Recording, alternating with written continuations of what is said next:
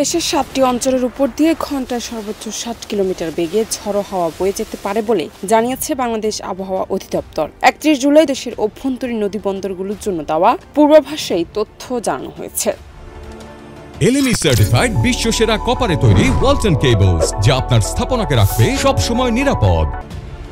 আবহাওয়া অধিদপ্তর বলছে, খুলনা, বরিশাল, পটুয়াখালী, নোয়াখালী, কুমিল্লা, চট্টগ্রাম ও কক্সবাজার অঞ্চলের উপর দিয়ে দক্ষিণ বা দক্ষিণ পূর্ব দিক থেকে ঘন্টায় ৪৫ থেকে ৬০ কিলোমিটার বেগে অস্থায়ীভাবে দমকা অথবা ঝড়ো হাওয়া সহ বৃষ্টি বা বজ্রসহ বৃষ্টি হতে পারে। এসব এলাকার নদীবন্দরগুলোকে ১ নম্বর সতর্ক সংকেত দেখাতে বলা হয়েছে।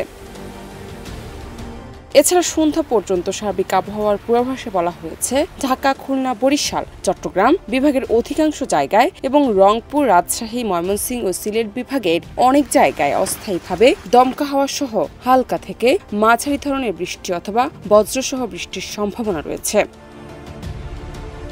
বিশেষ করে খুলনা, বরিশাল, চট্টগ্রাম বিভাগের কিছু কিছু এলাকায় মাঝারি ধরনের ভারী থেকে অতি ভারী বর্ষণ হতে পারে বলে জানানো হয়েছে।